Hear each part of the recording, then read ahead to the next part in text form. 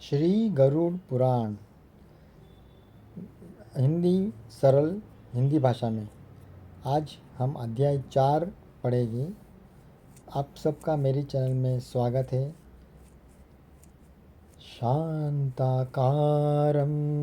भुजगशयनं पद्मनाभं सुरेशं विश्वाधारं गगनसदृशं मेघवर्णं शुभांगं लक्ष्मीकान्तं कमलनयनं योगभिर्यानगम्यं वन्दे विष्णु भवभयहरं सर्वलोकैकनाथं।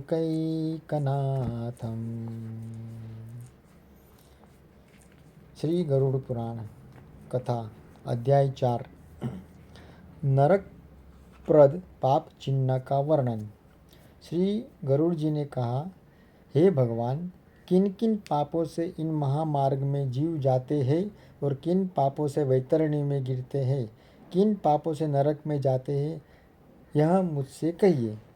श्री भगवान ने कहा, जो मनुष्य सदा अशुभ कर्मों में लगे रहते हैं तथा शुभ कर्मों से दूर रहते हैं, वे एक नरक से दूसरे नरक में और एक दुख से दूसरे दुख और एक भय से दूसरे भय को प्राप्त होते हैं। धर्मात्मा प्राणी 3 द्वार से अर्थात पूर्व, पश्चिम और उत्तर के द्वार से यमपुर को आते हैं। पापी पुरुष केवल दक्षिण के द्वार से ही यमपुर को आते हैं। उसको मैं तुमसे कहता हूँ, सुनो। दक्षिण द्वार के मार्ग में महादुख को देने वाली वैतरणी नदी है। उसमें जो पापी जाते हैं उनका वर्णन मैं करता हूँ। ब्राह्मण को मारने वाले, गौ को मारने वाले, बालक का वध करने वाले, स्त्री को मारने वाले, गर्भपतन करने वाले और गुप्त पापों को करने वाले वैतरणी को जाते हैं।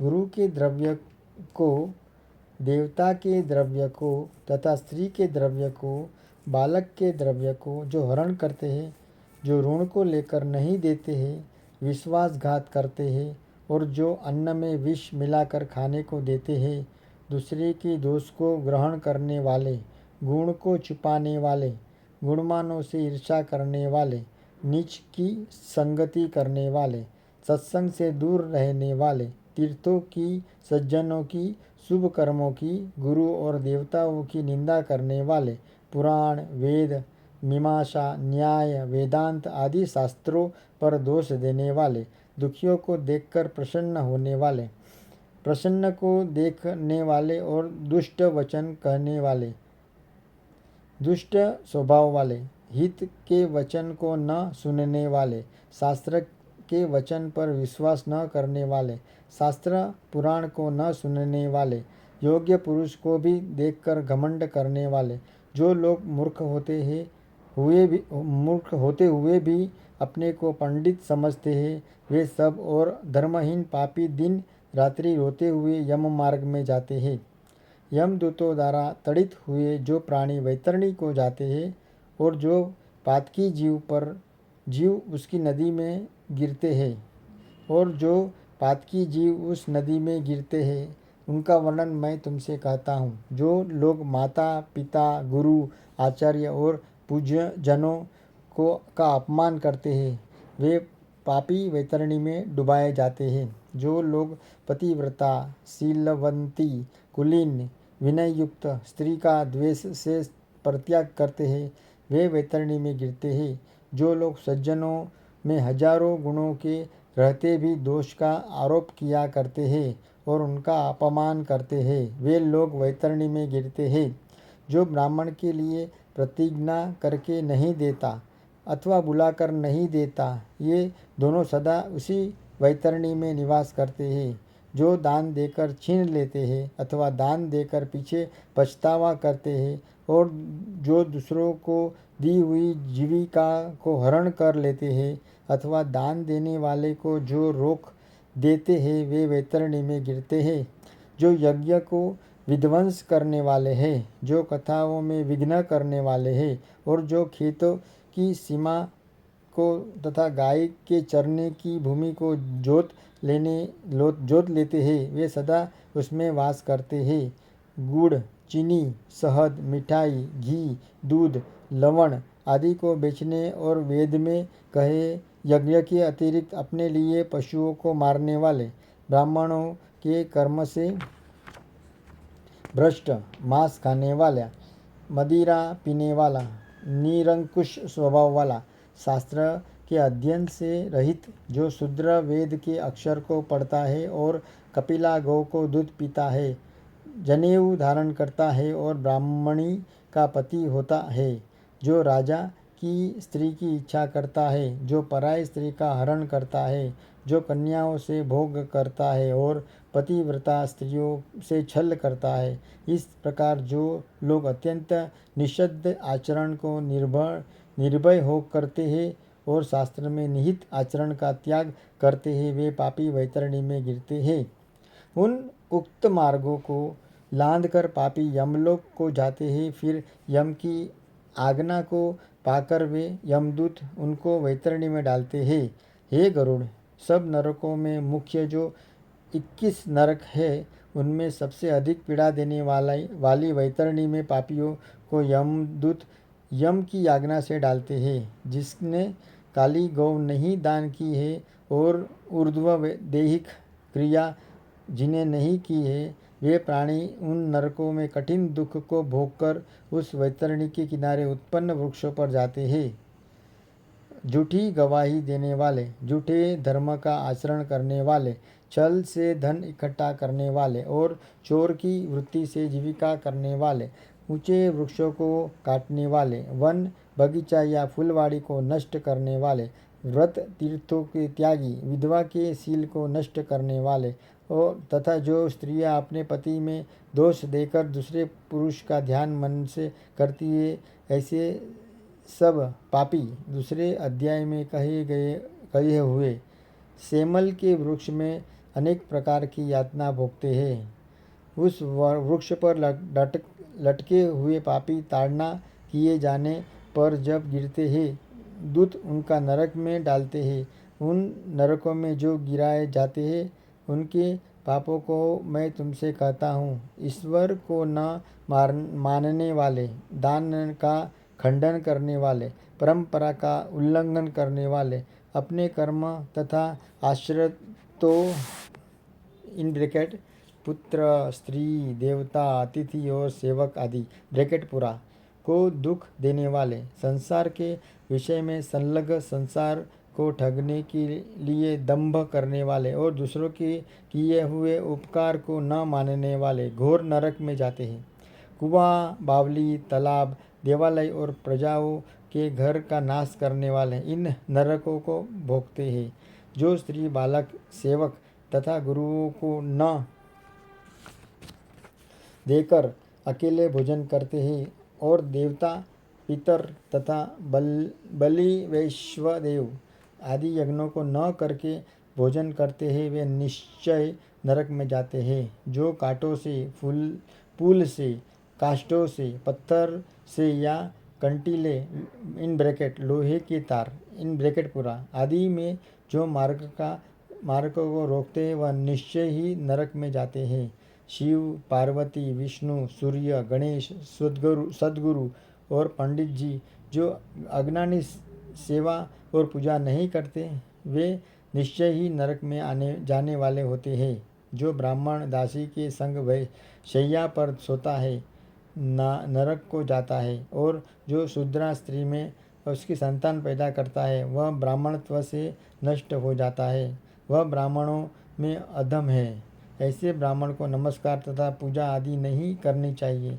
जो अज्ञानी देवता आदि से विमुख रहते हैं, वे अवश्य नरकगामी होते हैं।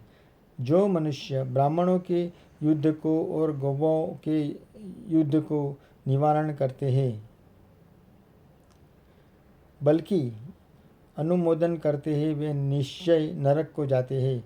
जिन स्त्रियों को पति ही एक शरण है, ऐसी स्त्री के पास ऋतुकाल में भी वैर से यदि उसका पति नहीं रहता, तो वह अवश्य नरक को भोगता है। जो काम से अंधे होकर रजस वाला स्त्री से भोग करते हैं और पर्व में तथा जल में या दिन में तथा श्राद्ध के दिन जो स्त्री में गमन करते हैं वे निश्चय नरक को जाते हैं। जो अपने शरीर के मल को अग्नि या जल में डालते हैं, बगीचे में तथा गौओं के स्थान में मूलमूत्र करते हैं, वे निश्चय नरकगामी होते हैं। चमड़े को बेचने वाला वैश्य, चरित्र को बेचने वाली स्त्री और विष को बेचने वाला निश्चय नरक में जाता है। जो दिन और अनाथ पर दया नहीं करते हैं और जो सज्जनों से बुराई मानते हैं, जो बिना अपराध किसी को दंड देते हैं, वे निश्चय नरक को जाते हैं। आशा से युक्त घर में आए हुए याचक ब्राह्मण को रसोई तैयार होने पर भी जो भोजन नहीं देते हैं, वे निश्चय नरक को जाते हैं। सब जीवों में अविश्वास करने वाले और दया न करने वाले, सकल प्राणियों के संग कुटिलता करने वाले निश्चय नरक को जाने वाले होते हैं। जो संध्या वंदन, कुछ, चंद्रायण आदि नियम है उनको प्रतिज्ञापूर्वक अंगीकार करके पीछे इंद्रियों के वश में होकर छोड़ देते हैं, वे निश्चय ही नरक को जाते हैं। आध्यात्म विद्या देने वाले को जो गुरु नहीं मानते हैं, पुराण वाचने वाले को भी जो गुरु के भाव से नहीं मानते हैं, वे निश्चय नरक को जाते हैं। जो मित्रों से द्रोह करते हैं और जो प्रीति भंग करते हैं, जो आशाओं पर तुषारपात करते हैं, वे निश्चय नरक को जाने वाले होते हैं। विवाह को, देव यात्रा को और तीर्थयात्रियों को जो नष्ट करते हैं, वे निश्चय घोर नरक में बसते हैं। वहाँ से वे फिर पुनः नहीं लौटते। गृह में, ग्राम में तथा वन में आग लगाने वाले जो यमदूत पकड़कर अग्निकुंड में पकाते हैं, जब अग्नि में शरीर जलने से वह पापी प्राणी छाया मांगता है, तब उसको यमदूत पकड़कर पूर्वोक्त असीपत्र वन में ले जाते हैं। तलवार के समान चोखे पत्तों के लगने से जब शरीर कटता है, तब यमदूत कहते हैं कि हे पापी, ठंडी छाया में सुख की निंद्रा ले ले। जब वह पानी पीने को मांगता है, तब यमदूत उसको पानी के लिए अत्यंत गर्म तेल देते हैं और कहते हैं कि लीजिए, खाइए, पीजिए। उस गर्म तेल को पीते ही वह जीव को अंतड़ी जल जाती है, जीव की अंतड़ियाँ जल जाती है और वह मूर्छित होकर गिर पड़ता है। बड़ी कठिनाई से किसी प्रकार फिर उठकर बड़ी दीनता दिखाते और परवश होने के कारण लंबी सांसें लेते, कुछ कहने में भी असमर्थ रहते हैं। ये गरुड़, पापियों की यातना को मैंने इस प्रकार कहा। इतने से क्या होता है, इसका वर्णन सब शास्त्रों में और विषय है। पापी प्राणी जितने स्त्री या पुरुष हैं, वे इस प्रकार हजारों कष्टों को सहकर प्रलय काल पर्यंत घोर नरक में पचाए जाते हैं। ऐसे पापी के अक्षय फल को भोगकर सृष्टि के आरंभ में नरक ही में वे जन्म लेते हैं, अर्थात नरक में रहने वाले शरीर उन्हें मिलता है। पृथ्वी पर आकर यमराज की आज्ञा से वृक्षादिकों की योनि में जन्म लेते हैं। वृक्ष, गुल्म, लता, बल्ली, पर्वत, तृण, घास, फूल आदि की स्थावर संज्ञा है, अर्थात उनको स्थावर कहते हैं। कीट, पशु, पक्षी, जलचर आदि 84 लाख देव योनियाँ हैं। इनमें भ्रमण करके मनुष्य का शरीर मिलता है, परंतु जो नरक में आकर मनुष्य होते हैं, वे चंडाल आदि की योनि में जन्म लेकर पूर्वकृत पाप चिन्ह से बहुत दुखी होते हैं।